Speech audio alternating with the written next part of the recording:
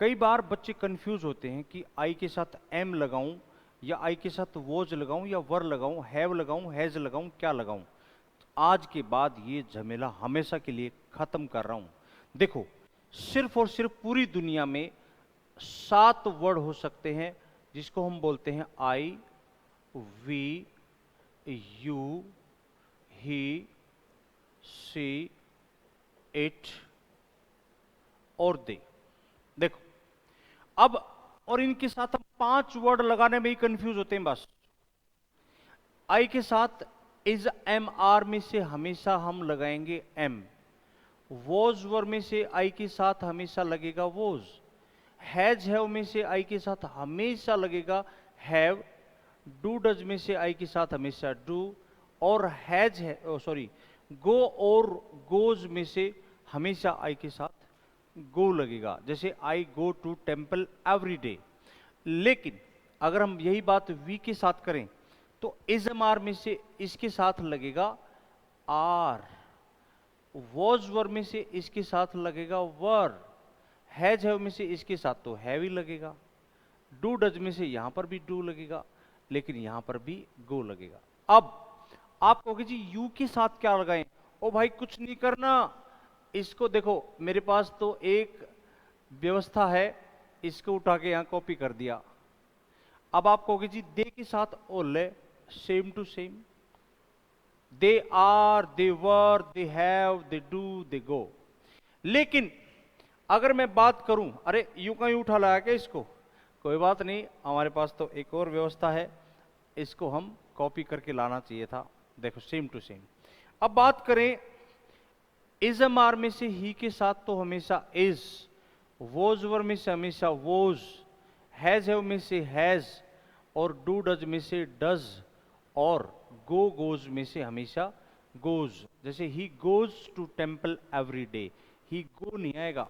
और same to same जो बात मैंने ही के लिए कही है और वही बात तो किसके लिए कही जाएगी भला, बोलो जरा।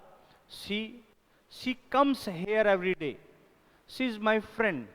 She has a beautiful house, है ना। She does her work efficiently. तो हम बिल्कुल ऐसे ही इट के साथ भी लगाएंगे। कॉपी करें, कॉपी कॉपी, ऐसे नहीं उठाना, हमने उठाया कॉपी। अब सवाल उठता है, इनको मैं अलग कलर दे दे रहा हूं ताकि आपको याद रहे कि मैंने आपको क्या सिखाया। देखो अब मान लो मैं यहां पर लिख देता हूं रोहित। मैं लिख देता हूं यहां पर रेनू। और मैं लिख देता हूं रोहित एंड रेनू। ज्यादा लोग हो गए दो। तो रोहित किसके इक्वल हुआ? रोहित किसके इक्वल हुआ? ही के। तो जो चीज ही के साथ लगी है, जो हेल्पिंग वर्ब या मेन वर्ब्स इसके साथ लगी है, वही रोहित के साथ। और रेनू किसके इक्वल है? लो साहब।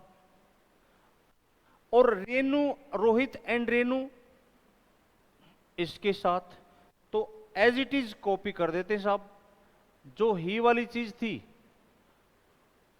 वो हम दे देते हैं रोहित को, क्योंकि रोहित ही है। और सेम टू सेम किसके साथ था? रेनू के साथ।